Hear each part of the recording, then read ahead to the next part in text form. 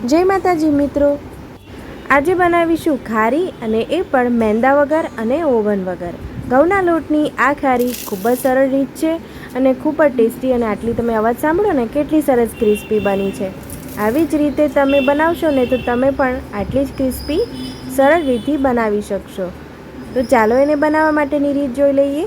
એને બનાવવા માટે 2 કપ ઘઉંનો લોટ લઈશું, અડધી ચમચી જીરું લઈશું અને સ્વાદ મુજબ મીઠું લઈશું. એક મોટી ચમચી આપણે સોજી લેવાની છે.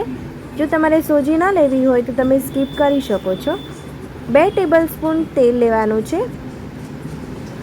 તો હવે આપણે લોટ અને તેલને બરાબર મિક્સ કરી લઈશું. મિત્રો, તમે મારો વિડીયો કયા શહેરમાંથી અને કયા દેશમાંથી જુઓ છો ને મને કમેન્ટમાં ચોક્કસ જણાવજો.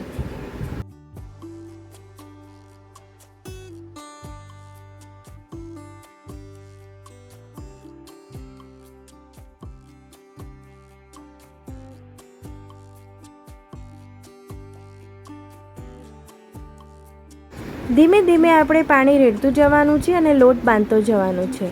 તો આપણો લોટ અહીંયા બિલકુલ ઢીલો નથી બાંધવાનો, કઠણ લોટ જ બાંધીશું. જો બહુ કઠણ પણ નહીં બાંધવાનો, ભાખરી જેવો જ બાંધવાનો છે.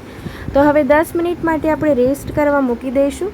બીજી બાજુ વાડકીમાં મેં લગભગ 3 ટેબલસ્પૂન જેટલું ઘી લીધું છે. ઓગાળેલું ઘી લઈશું અને અત્યારે 2 ટેબલસ્પૂન જેટલું આપણે કોર્નફ્લોર લઈશું. તો જ્યારે બહાર આપણે ખારી મળતી હોય છે ત્યાં આગળ ડાલડા ઘીનો ઉપયોગ થતો હોય છે. તો અહીંયા આપણે પ્યોર ઘરનું ઘી લીધું છે અને એની અંદર આપણે કોર્નફ્લોર એડ કર્યો છે. એટલે ડાલડા ઘી જેવો જ એનું ટેક્સચર તૈયાર થઈ જશે. જેથી આપણે ખારી બનાવીશું ને તો સરસ પડવાળી ખારી બનશે. તો બરાબર આપણે આ રીતે લચકા પડતું એનું જે ટેક્સચર છે તૈયાર કરી લેવાનું છે. તમે જોઈ શકો છો કે હું આમ પાડું છું ને ચમચીથી તો રિબન જેવું ટેક્સચર તૈયાર થઈ ગયું છે. તો ખારી બનાવવા માટે હવે આપણો લોટ તૈયાર થઈ ગયો છે. તો એને થોડોક મસળી લઈશું. હવે આપણે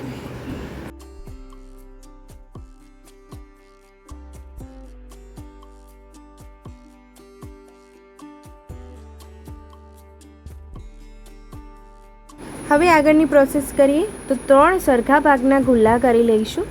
તો તમે 3ની જગ્યાએ 4 પણ બનાવી શકો છો, પણ અહીંયા 3 લેયરવાળી બનાવીશું. તો 3 માપના આપણે સરખા માપના ગુલ્લા લઈ લેવાના છે અને આપણે એને ભાખરી જેવું વણી લેવાનું છે. તો એની જાડાઈ પણ ભાખરી જેટલી જ રાખવાની છે, બહુ જાડી પણ નહીં અને બહુ પાતળી પણ નહીં. હવે એને વણી લઈશું.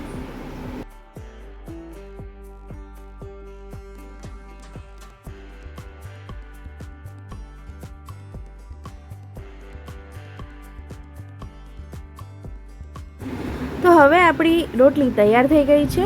હવે એની ઉપર પડ આપવા માટે આપણે જે કોર્નફ્લોરનું મિક્સચર બનાવ્યું હતું ને એ એની ઉપર આપણે લગાવવાનું છે. તમે જોઈ શકો છો કે રોટલીની જાડાઈ કેટલી છે, બહુ જાડી પણ નહીં અને બહુ પાતળી પણ નહીં. હવે કોર્નફ્લોરનું મિક્સચર આપણે લગભગ અડધી ચમચી જેટલું લઈશું અને એની ઉપર આપણે ચોપડી લઈશું.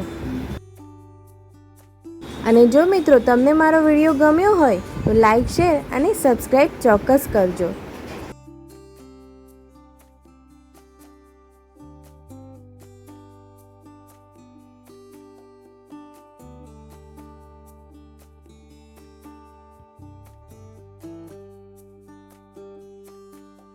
તો આ રીતે આપણે લગાડી દેવાનું છે અને ઉપર થોડોક કોર્નફ્લોર પણ છાંટીશું, જેથી આપણું પડ સરળતાથી તળીએ ને ત્યારે છૂટું પડી જાય. અડધી ચમચી જેટલું જ છાંટીશું. અને બીજી આપણે જે રોટલી તૈયાર કરી હતી ને એ જ રોટલી આપણે એની ઉપર પણ મૂકી દઈશું.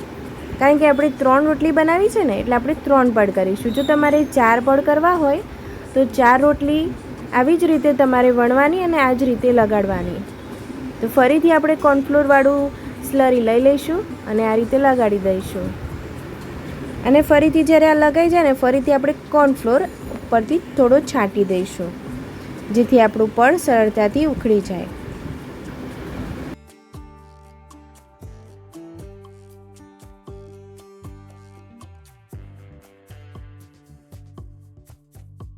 હવે ત્રીજી રોટલી પણ લઈ લઈશું અને એની ઉપર આ રીતે મૂકી દઈશું અને આપણું કોર્નફ્લોરની સ્લરી આના ઉપર ત્રીજી રોટલી ઉપર પણ લગાડી દઈશું.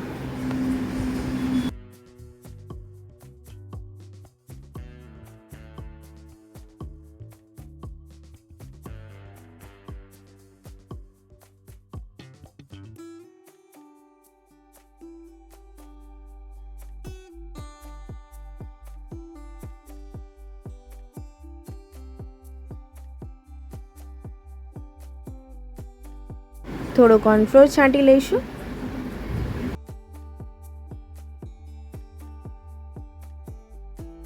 હવે આપણે આ જે 3 રોટલી તૈયાર કરી છે ને એને આ રીતે રોલ કરીને વાળી લેવાની છે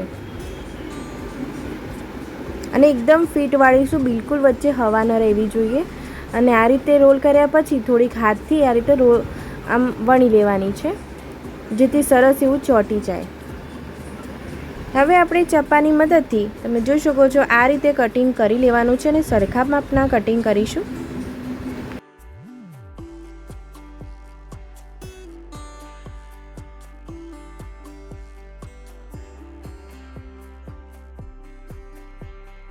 હવે આપણે એક લુઓ લેવાનો છે, તો આ રીતે નથી વણવાનો, તમે જોઈ શકો છો આડો નથી કરવાનો. જે ઊભો ઉપરનો જે ફ્લેટ ભાગ છે એ લઈશું, આ રીતે ઉપરથી વેલણ ફેરવવાનું છે અને ફરી થોડું આડું કરીને ફરી એકવાર વેલણ ફેરવી લેવાનું.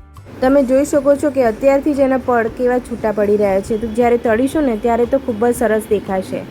આ જ રીતે આપણે બીજા જે કટિંગ કર્યા છે ને એ પણ આપણે આ રીતે જ વણી લેવાના છે. જો તમારે એનો ચોરસ શેપ આપવો હોય ને તો તમારે ચપ્પાની મદદથી એનો ચોરસ શેપ પણ તમે આપી શકો છો. એકસાથે 2 પણ વણી શકો છો તમે.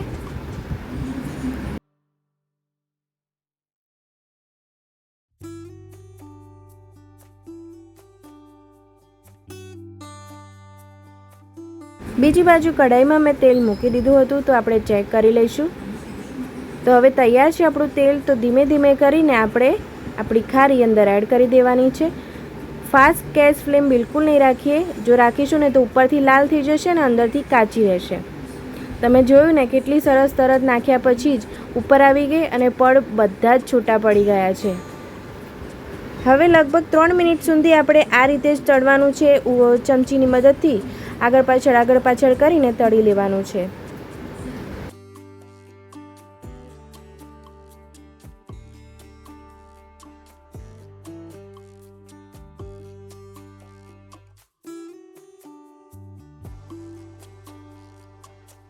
હવે આપણે બહાર કાઢી લઈશું અને ટીશ્યુ પેપર ઉપર મૂકીશું જેથી વધારાનું બધું જ ઓઇલ ટીશ્યુ પેપર એબ્ઝોર્બ કરી લે. બીજી બેચ પણ તળી લઈશું. આ જ રીતે આપણે બધી ખારી તૈયાર કરી લઈશું.